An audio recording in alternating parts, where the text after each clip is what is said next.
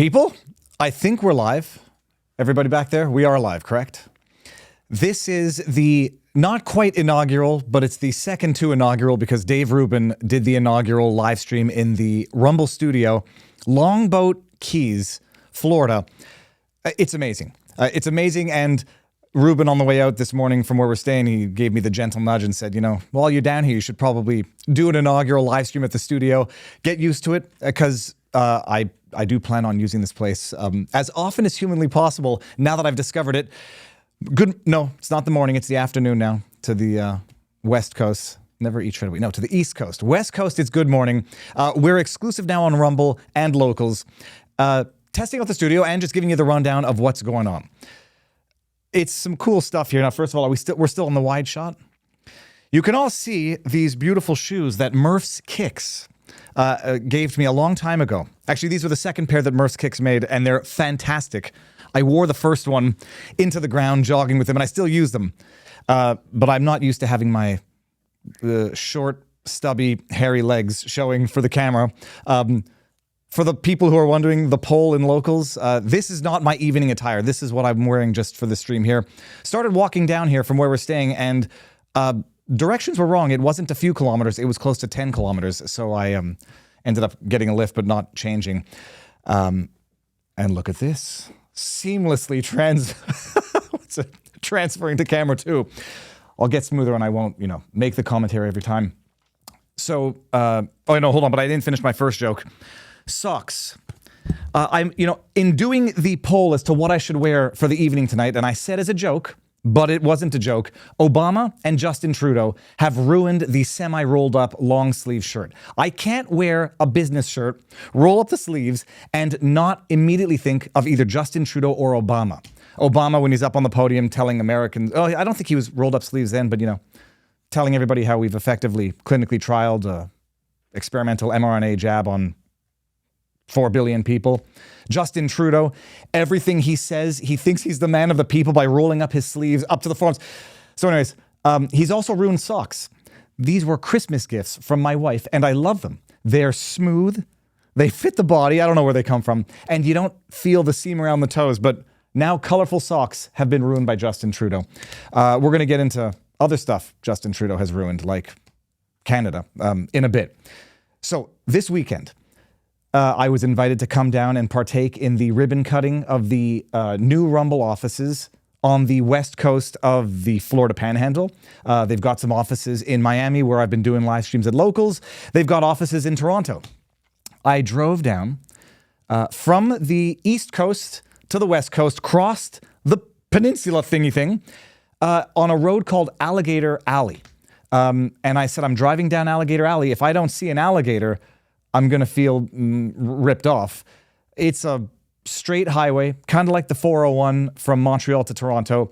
Sort of boring, I imagine, if you've done it more than once, but when you do it your first time, it's fascinating. Traversing Florida, and you go through, not a geology or geography, but it's beautiful.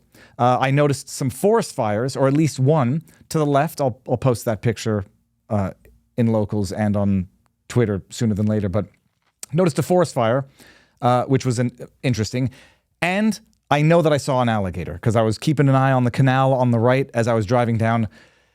Saw an alligator, so I feel fulfilled. Got here. This place is beautiful. I've been to the Florida Keys once before, a long time ago. We went to Robbie's Marina. I hand-fed the tarpon. This place feels a lot like the Florida Keys, but we get here, and the first thing I do, as I do wherever I go, is I go for a jog immediately. Check into the hotel, go for a jog, hit the beach, and jog back.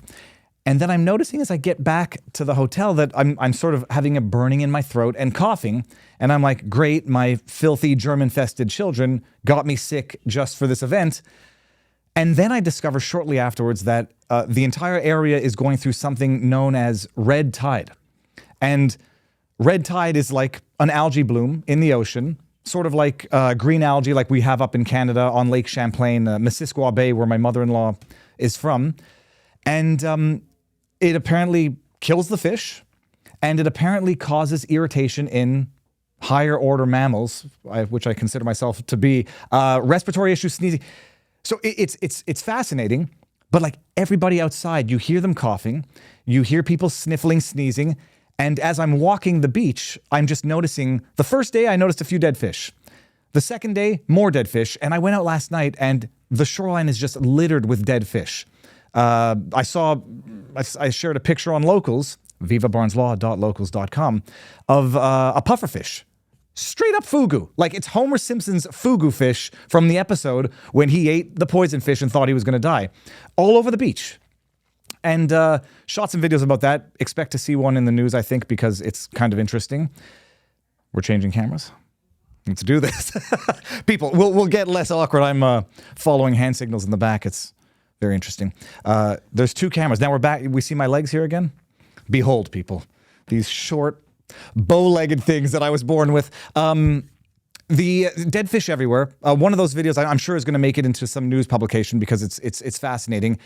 I went in the ocean the first night I got here after the jog, not knowing that we're not supposed to swim with the red algae or the red tide. I survived, at least for now. That's what's going on here. Yesterday came to see the offices as they're putting up the finishing touches for the event tonight, and it's glorious. It's amazing. And people who work here are going to be extremely fortunate to work here because the office is amazing and the team is amazing. This is sort of a Rumble team event culminating with the cutting of the ribbon. And I've met, 100 people working with Rumble, marketing, HR, executives. They're amazing. And it's an amazing team. And hanging out, having dinner with everybody last night, and I'm sort of not a member of Rumble employment in that sense, but I was like, this compared to the law getaways that we used to do, the law team building events, holy cows, I don't know if they know quite how fortunate they are that the environment, the team, it has a dynamic. Wait, I picked this up to drink it. The dynamic is amazing. So all that to say, the team is amazing. What Rumble has done, continues to do, and will do in the future is amazing. And I think people are now really starting to understand what Rumble is. It's no longer a faint dream on the horizon. It's no longer hyperbole to say it's a competitor to YouTube. I think it's a competitor and more. And they're really putting something together amazing out here. And I'm fantastically happy to be a part of it. So that's that. Going to head back to the family tomorrow. I'm going to take the north way, maybe through Orlando, and just to change up the route a little bit. And then in the meantime, what's been going on? Got a live stream Wednesday night done with that Star Wars girl, which was another fantastically, surprisingly interesting stream. Social commentary of how identity politics ruins everything, ruins the legacy events of our lives. I'm thinking, I never got into Star Wars to be into it in the first place, to have seen how they ruined it. Nowadays, I was not into Ghostbusters, but I liked the first one, and I appreciate how they ruined that with the reboot. If they make a reboot of Back to the Future 1, 2, and 3, but especially 2, and ruin it, then I might open up a Viva channel in which I commentate on how woke identity politics ruins creativity, ruins humor, and ruins the legacy of that which they attempt to reboot by modern standards. Are they going to do a reboot of Spaceballs? Like a politically correct reboot of Spaceballs or Blazing Saddles?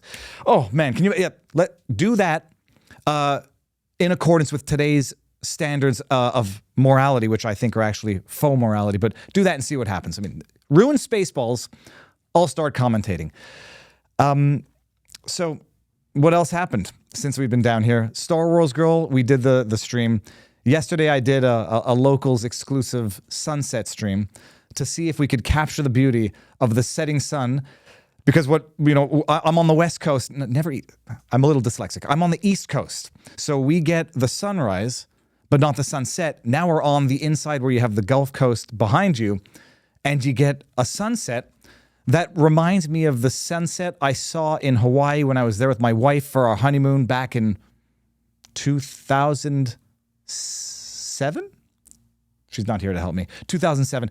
You see the sun setting on an open ocean, and it's meditation of sorts. And the funny thing also is, as I'm driving down here, listen to Andrew Huberman podcast on the value of meditation and some of the insightful and some of the insight that he imparted in that podcast, which is learn what type of person you are. If you have anxiety, is it inner focused or outer focused? And then the meditation conceptually should be on the opposite aspect of where your anxieties lie. So if you get stuck in your own headspace, the test Andrew Huberman set out in that podcast to determine if you're it was interoperspective versus exteroperspective, something along those lines. It wasn't introspective, but it's a variation of that. He said, close your eyes. If you can count your heartbeats, you're probably more interoperspective, whatever the word was. And I could close my eyes and not just feel my heartbeat, but I can count it to a pretty accurate clip. And so the advice was, focusing on meditation in the distance might be better for relaxing and looking at the sunset. I mean, it was natural meditation where you're looking at something cosmic in scale, and it just looked like it was something sitting on the horizon of the ocean. It looked like a glowing orange igloo or a ball of sorbet melting into the ocean. And I tell you, just staring out at the open blue expanse of the ocean is itself, a form of meditation and relaxation. But so as I did that, and after I did that, I then went back to Twitter. And, then remembered that the world seems to be falling apart all around us. Everyone who watches my channel, what's going on in Canada. You know now that Commissioner Rouleau, Paul Rouleau, who is not the brother of Pierre Rouleau, who is married to Justin Trudeau's aunt, same last name, different person. You all know that now, so don't repeat that piece of inaccurate, although totally understandable confusion. Commissioner Rouleau, the individual who was adjudicating on the commission, which was investigating into the context surrounding Justin Trudeau's invocation of the Emergencies Act, which a little over a year ago, Trudeau invoked to violently suppress what was arguably, but not arguably, the most peaceful protest I've ever seen, Canada has ever seen, perhaps the world. In case anybody thinks I'm exaggerating when I say that it was the most peaceful protest I have ever seen, until the police showed up after 3.5 weeks with tear gas, snipers on roofs, drones, armored vehicles, horses. If anyone thinks I'm exaggerating, you can go watch my live streams where I went down because I was reading CBC disinformation about how there were Nazi flags and Confederate flags and protesters desecrating the War Memorial, desecrating the Terry Fox Memorial. The desecration, as I discovered when I went down there, was protesters allegedly putting a Canadian flag in the hands of the Terry Fox Memorial. There were images of, during the gay pride parades of having put the LGBTQ flag in Terry Fox's hands in the exact same way. That was fine. That media had no problem with, but put a Canadian flag in his hands. And there was a poster also that was put in. That's desecration. That was the desecration that the media was talking about. If it weren't for double standards, they would have no standards at all, as the expression goes. The desecration of the War Memorial, apparently someone who might have been intoxicated was dancing on it at one point in time. Who that was, nobody knows. Whether or not it was one of the many, potentially the homeless people who typically occupied that area on any other given day, nobody knows. But when I got there, veterans were keeping a watchful eye over the War Memorial. They had 24/7 surveillance. They were salting the ground, shoveling the snow. Yeah, I went down to see what the media was saying. It was, surprise, surprise, the Trudeau captured media spouting lies. Surprise, surprise. 13 days I documented, live streamed that protest. Every day I went up to the police and asked them, have you seen any violence? No. Categorically no. You seen any acts of vandalism? I actually did see one act of vandalism, which was, as you may or may not remember, it looked like lipstick type red paint that was on one of the pillars in front of the Parliament. And it said something like freedom or whatever. It was promptly washed off. The police said no violence, no vandalism. One cop nudged me and said, hey, there was a window broken across the street. And then I was like, oh, where? I'm going to go look at it. He says, I'm just joking. It was broken. It had nothing to do with the protest. There was no violence. There was nothing. Justin Trudeau, nonetheless, national emergency, worthy of invoking the Emergencies Act, which is the replacement law to the War Measures Act. And Commissioner Rouleau, after 6 weeks of evidence, after 1 week of policy discussion, came out with his report, 2,000 pages plus, 4 volumes PDF, in which he concluded that Justin Trudeau had met the threshold for invoking the Emergencies Act. Okay. It's disastrous beyond anyone's wildest dreams as to what this commissioner has just ratified by way of standards that are required for violently suppressing a charter right. Okay, we talked about that. I went on I won't say a wild rant last Saturday, but I went on a rant. I had Keith Wilson, one of the attorneys for the convoy, on Monday to discuss it. The devastation that ruling has caused, the very fabric of a free and democratic Canadian society cannot be understated, in my humble opinion. What I'm sort of surprised about is that it hasn't made bigger news in the States. And I'm going to be sure to try to make sure that I can do something about that in terms of raising awareness of this in the United States. For anybody thinking, oh, that's just commie Canada, yes and no. The commie Canada rhetoric, setting that aside, what happens to the North will very quickly and very easily trickle to the South. The new standard that has been set for a Western nation with a Charter of Rights, with a Constitution, in theory, a Constitution that protects the freedom of speech, freedom of assembly, freedom of religion, freedom of mobility, freedom of thought. When a Western society has now said a localized, even if you want to call it an occupation, as peaceful as children playing hockey and bouncy castles and hot tubs, because that's what it was. When a Western country ratifies the violent suppression of that it's not far away from America. It's not far away from this one here. It's not far away from, I will get better at this, people. It's not far away from California. It's not far away from New York. It's not far away from you.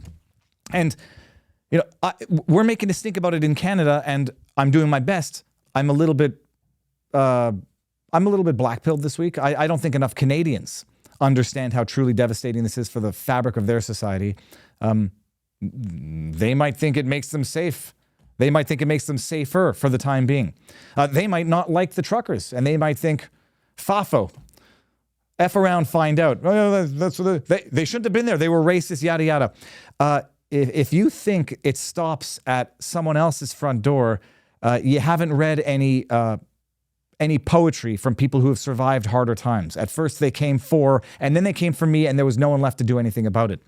A lot of Canadians seem to be okay with this, and I hope that they will someday wake up to the fact that it's not okay that a government, for your protection, can effectively outlaw protest, and that a commissioner, a government-appointed commissioner who's investigating the acts of the government, can say it met the threshold of the Emergencies Act. Freezing of bank accounts is tolerable in a free and democratic Western society because it was effective.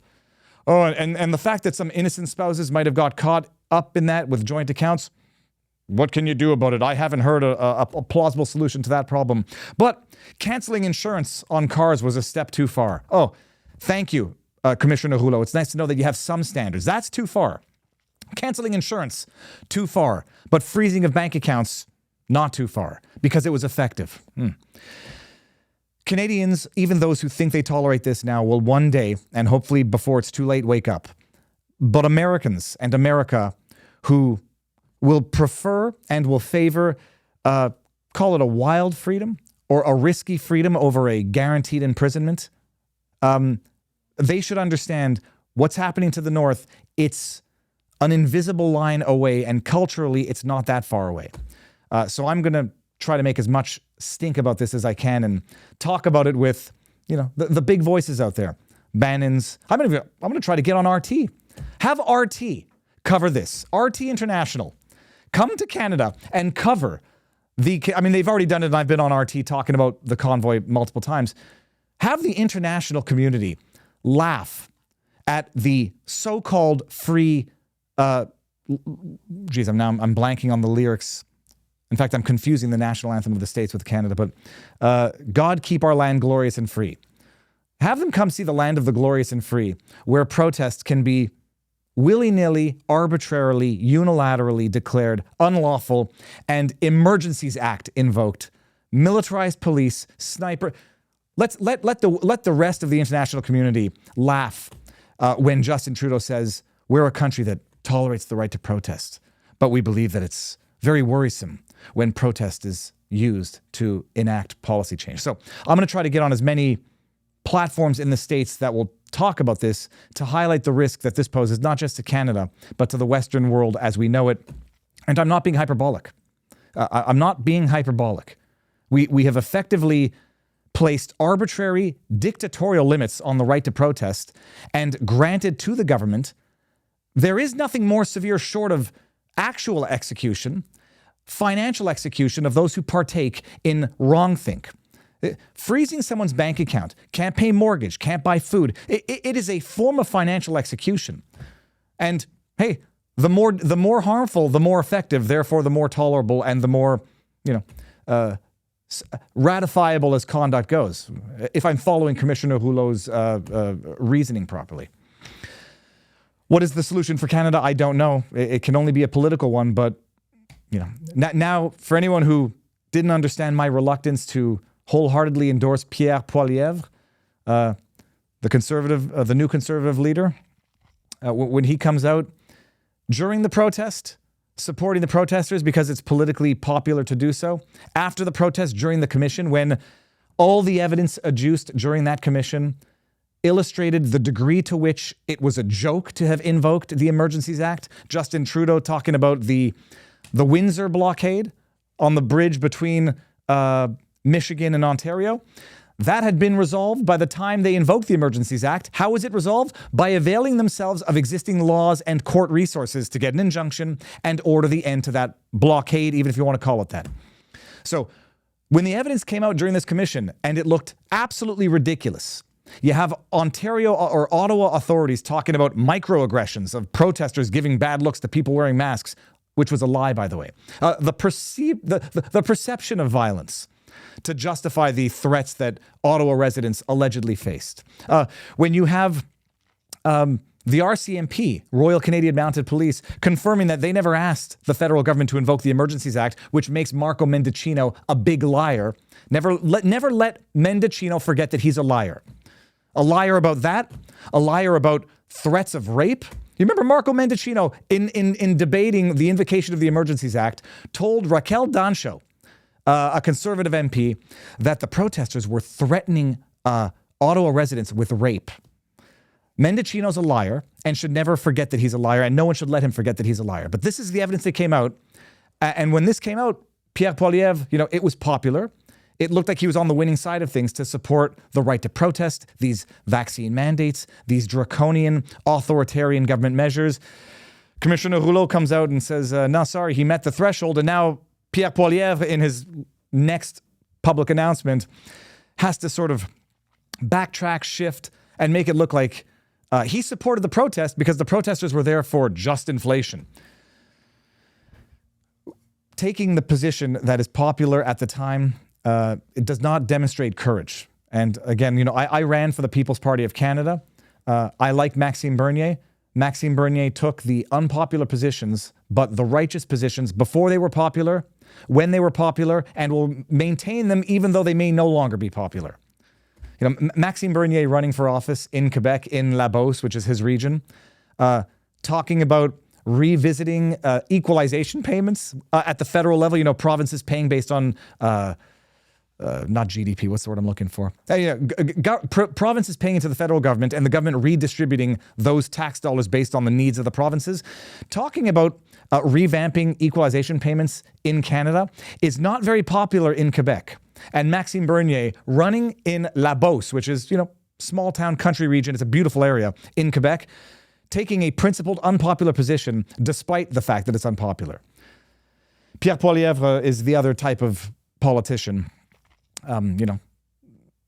Takes the positions that are popular at the time, and then when they're no longer popular, backtracks and repositions. It's not my type of politics. But anyhow, all that to say, Canada has had this disastrous ruling, and I'm going to try to make as much hay about it as I can down here. That was a segue also into Justin Trudeau. People, if you haven't heard what Operation Mockingbird is, if you don't know what it is, and I suspect everybody watching now who has been around this channel for more than a year knows what Operation Mockingbird is. Look it up and understand it's never gone anywhere. It's Operation Mockingbird 2.0 is in existence today, or the evolution of the original Mockingbird. Mockingbird was, CIA infiltrating mainstream media, New York Times at the time, basically to dictate and guide government messaging under the pretext of independent journalism. We have now seen Operation Mockingbird 2.0 with the Twitter files, exposés, in not just in no uncertain terms. It's like Mockingbird on steroids. So it's like Operation Ostrich. For those of you who don't know, by the way, an ostrich, in a one-on-one fight with a lion, it's 50-50. They've got these talons on their legs. Their legs are like big, meaty legs. They can like disembowel any large mammal with one kick of their tail. So Operation Ostrich, that's what we're going to call it from now on. You have intelligence. We now know having weekly meetings with big tech and social media. Zuckerberg talking about how FBI comes to me. We all know this. I don't need to go over it again now. Except to say that, former counsel for FBI working inside Twitter as whatever position there, Jim Baker. I mean, it's so egregiously in your face. These are not independent social media companies anymore. They are just apparatuses. They are extensions of intelligence and the government itself. But set all that aside, I put together a montage the other day, which if you haven't seen it, once you see it, you will not be able to unsee it. I think we're on the 1-year anniversary of the beginning of the conflict in Ukraine, Russia's invasion of Ukraine. Some of you might appreciate that you've heard this term, which has been used by everyone, Russia's brutal invasion. I'm just going to read a few of the tweets that I put together in a montage because, it's once you see it, you can't unsee it, and once you see it in one area, you can't unsee it or ignore it everywhere else. A tweet from the White House, for goodness sake, I'll keep the thing open.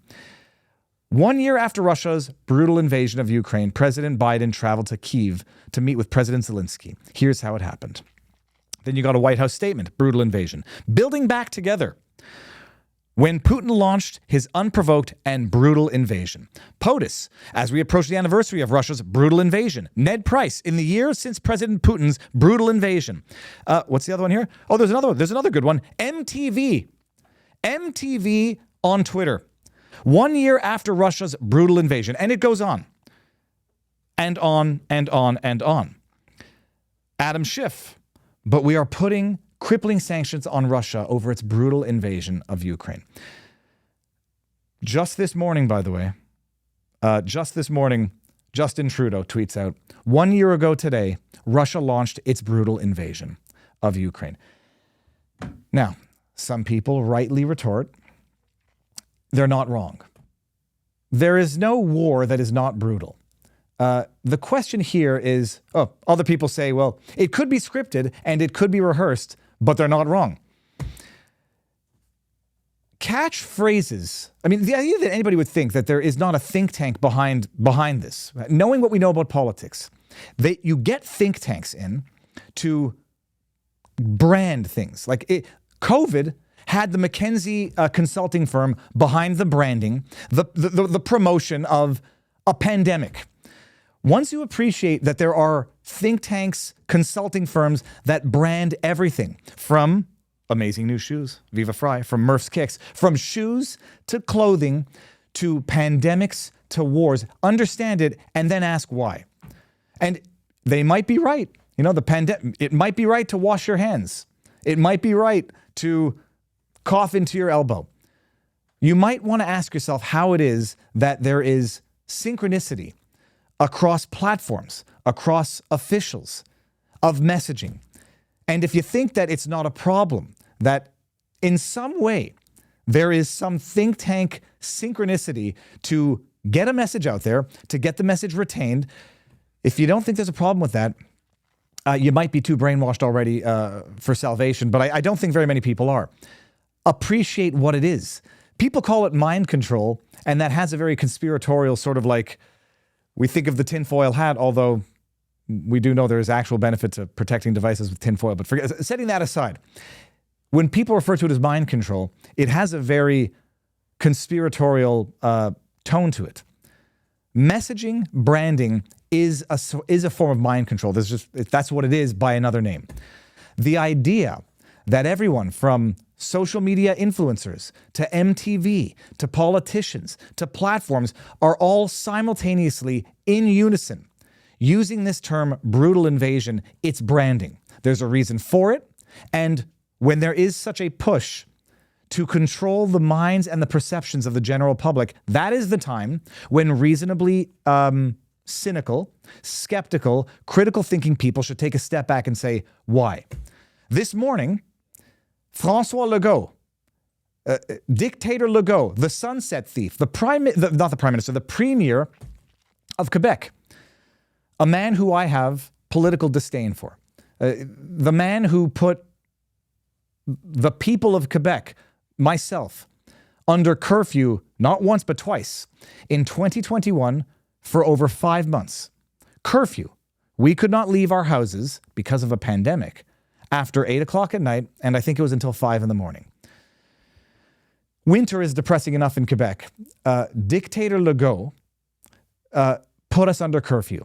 A measure that was unscientific by the admission of his own Minister of Health, whatever the title was, Horacio Arruda, who in the press conference, when they were announcing this measure, said, there's no scientific evidence to support the efficacy of a curfew to combat a virus, but it will be a reminder to everyone as to how serious the situation is. That François Legault did the curfew, by the way, not once but twice. And the first time around, they actually had an exemption. So you could leave your house at night to walk your dog. Imagine this, people. Dogs in Quebec had more rights than children in Quebec. You couldn't go outside after 8 o'clock to play hockey in winter in Quebec. But if you had a dog, your dog could go for a walk. The second time they did the curfew, they tried to not include the exception for dog walking.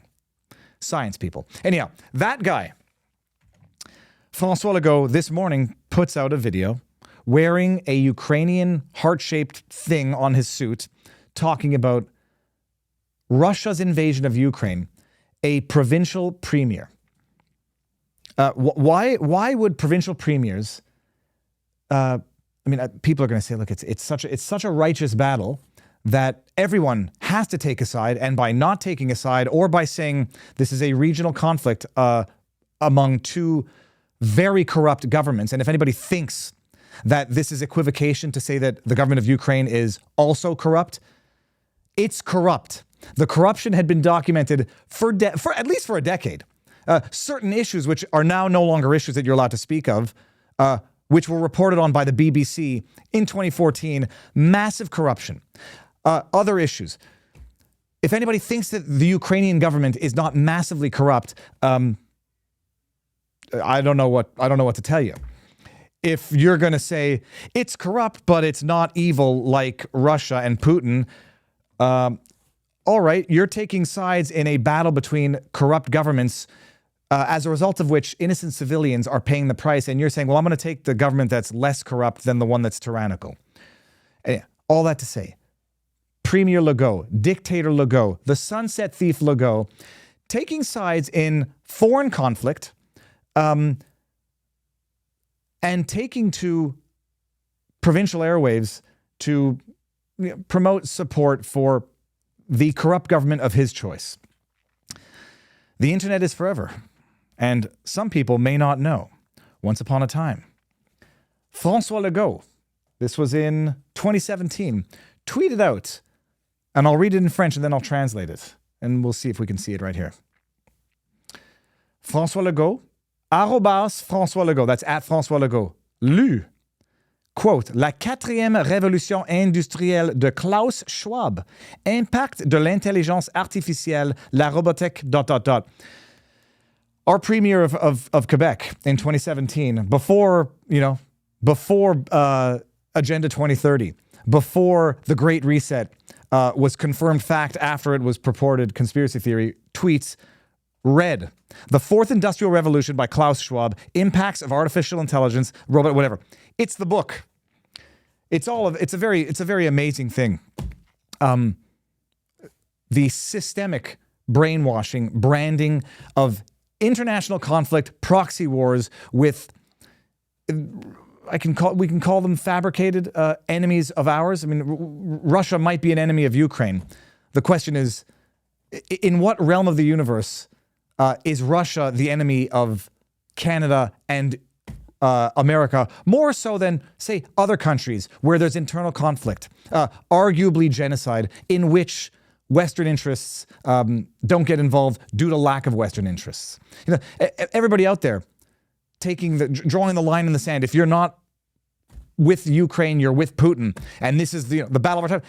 There are a great many other conflicts about which many people are totally ignorant, willfully blind, or just uninvolved, and the reasons for which one could hypothesize as to why certain conflicts don't garner some attention while others do. Politics, race, or just interests. If you think it's a pure righteous intervention of the U.S. to fight this proxy war in Russia, you might not have heard of Operation Mockingbird either, because intervention is typically determined by interests. Where there's some sort of financial interest, there then tends to be found a moral interest.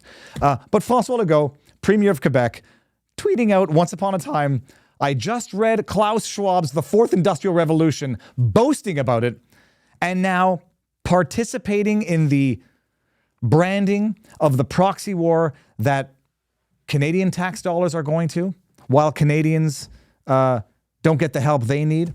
American tax dollars are going to, while Americans don't get the help they need. And people are happy to do it. Take my money, please. Ship it to foreign countries to finance foreign wars, so fraught with corruption that Zelensky himself had to fire members of his government because of the corruption, where, I don't know, you'd be lucky if 50 cents on the dollar of aid makes it to the end destination, somehow just gets siphoned off through the corruption. Take our taxpayer dollars, while Canadians literally wait and literally die in underfunded, understaffed, ill-equipped emergency rooms. Ship our dollars off there, while the East Coast, after the hurricane, has to rely on donations in order to rebuild. Ship our money over there, while children are dying of drug overdoses in what can only be described as an epidemic, and I might actually just describe it as chemical warfare being fought against the West. This is going to be, we're on a rant, we're on a tangent, we're going there now.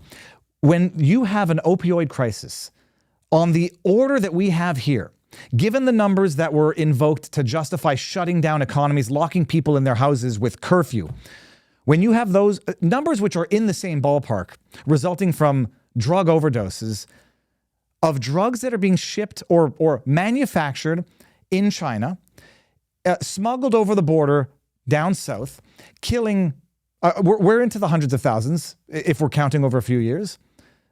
That's not a drug epidemic. That's chemical warfare. And I don't know what it takes for people to actually understand it and view it that way. This is not a typical OD problem. This is some form of war that is being fought with chemicals that are being manufactured abroad and smuggled in. Hey, it would be chemical warfare if it was some balloon over the sky dropping them on the air. Why people don't perceive this epidemic in the same light, I don't understand, but maybe now people will start thinking about it that way. When you have chemicals that are being manufactured foreign, smuggled through a border and used to kill the young generation, the next generation, in numbers that are astronomical, that, within the same realm have been used to justify the most draconian, undemocratic measures, authoritarian measures.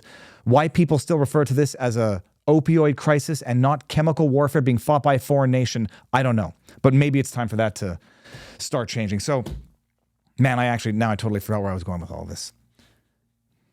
It's good enough. Well, I'll not say we're switching cameras. Now, I'm going to go to the locals. We have a hard out at 1 o'clock, correct? Okay, so hard out at 1 o'clock. I told them I could talk for hours. And a stream of consciousness, it makes me feel a little better after I do it. I do feel better. I feel dark, and then I feel a little better. And, I don't know. Maybe it's not about feeling better anymore. Maybe it's just about getting the message out there. So let's see. We're going to locals. Holy crab apples. I almost dropped someone else's iPad. I'm going to take some questions from locals. So if you're in there, vivabarneslaw.locals.com for those who are in there. Yael Rivka says, we like your stream of consciousness. Yeah, it's like my wife says she doesn't know how I can talk forever. You don't want to say the same thing over and over again, although repetition is good. Repetition is how you get people to remember things. And I feel like referencing that episode of The Simpsons, repeating things is my job. It's okay. What do we got? We got a tip from Serenora Reppens. Viva, you are rocking this stream today. So cool when you don't have to worry about tech stuff. It is fun, although I have to get much smoother at my transitions. Yael Rivka says, and Trudy decided that here in BC, we should decriminalize all hard drugs for a 3-year trial. Yael, why did you have to make me think of Justin Trudeau again? Justin Trudeau locked down all of Canada because this is 2 years in, 40,000 people died with COVID. And I'm saying this because 2 years in, our medical experts confirmed that they hadn't been distinguishing between died with COVID, let me rephrase.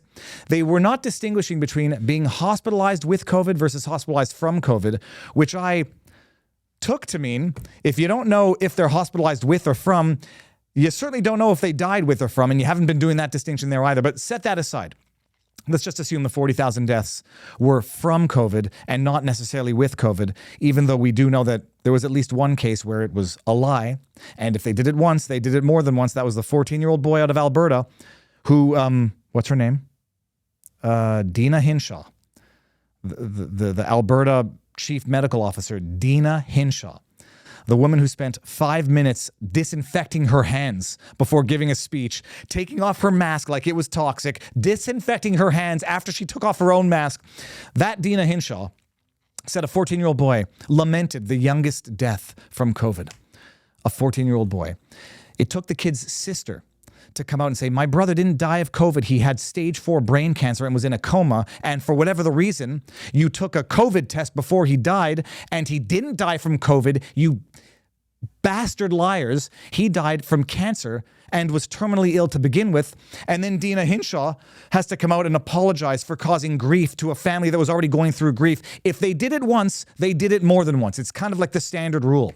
You only get to say Immaculate Conception once before that excuse cannot be used a second time. That's an old joke. But if they've done it once, they've done it more than once because things like that don't just happen once.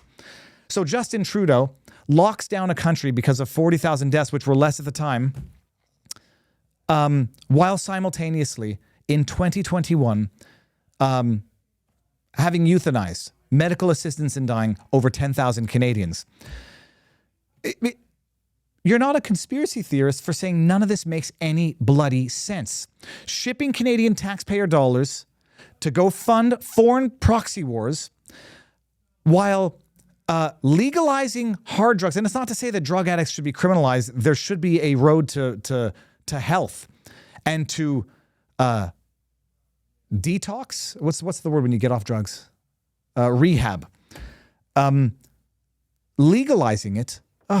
It's going to make you feel good. I mean, I think it was Trudeau who just said when I came into office there were like one. Who said it? There was one clean use clinic. Now there are dozens. Like you don't have to vilify and criminalize drug addicts in order to understand that it's a problem, the solution to which is not decriminalizing it, because I guess it solves the crime issue. It doesn't solve the health issue. But all that to say, you have Trudeau shipping billions to fund foreign conflict, while our hospitals are understaffed and people are dying in the ERs, while legalizing small amounts of narcotic drugs, while radically expanding medical assistance in dying, MAIDs. Once upon a time, some governments called that euthanasia. Others called it mercy killings. They all come up with their nice euphemisms to cloak what they're actually doing. Trudeau has gone with MAIDs, medical assistance in dying. Not euthanasia, because that has a bad connotation. Medical assistance in dying. While radically expanding that to include the mentally ill, and the question is going to be whether or not they also expand it to minors. And as a result of which, it went from several thousand in 2016 to over 10,000 in 2021. I mean, it seems like fractal wrongness when every decision that a person is making is on its face wrong and destructive. At some point, it stops being an accident. Cadel, or is it Katie? Viva, did you see the DOJ wants to take Alex Jones' cat? He just released a video. Why stop at $1 trillion judgment? Go after. I didn't hear that. I'll see about that. And then we got. Rivka says, and it's awful. The number of patients who are registered for this is heartbreaking. And by the way, in Canada, the people signing up for medical assistance in dying, that ad that was run by Simons, it wasn't an ad, I'm sorry. It was a 3-minute work of video art that Simons, the retail clothing store chain, put together to commemorate a young woman who the government the government euthanized. Simons put together a video, and I said, oh, this is disgusting. And I said, it has to be fake news. There's no way Simons did this. Maybe they financed the woman's project to commemorate her life. No, they made a video to commemorate this woman's life who was provided medical assistance in dying. She wasn't terminally ill. She had a medical condition which in some cases reduced, it's like tightening of the arteries or hardening of the arteries. It reduces lifespan radically depending on the type that you have, and it's a painful condition. She was not terminally ill. And you have people in Canada who have in fact been euthanized, have received medical assistance in dying, not because they were terminally ill, but because they had conditions that were painful and they could not find proper medical accommodations in the free healthcare system of Canada. One of whom was an Ontario resident, was killed, but there's no other way to put it, was euthanized. She had MCS, multiple chemical sensitivity. Her issue was that she couldn't find proper living conditions, proper lodging that catered to her multiple chemical sensitivity, also known as allergies. Euthanized. It's atrocious. And giving it a nice euphemism, one government tried the euphemism mercy killings, euthanizing people who are medically and legally unable to consent. Well, now we have Justin Trudeau calling it maids, who want to allow people who, legally speaking, when you're mentally ill, mentally unwell, unable to consent, wants to allow them to end their lives. And not because of terminal illness that is uncurable or incurable, that is immensely painful. Mental illness.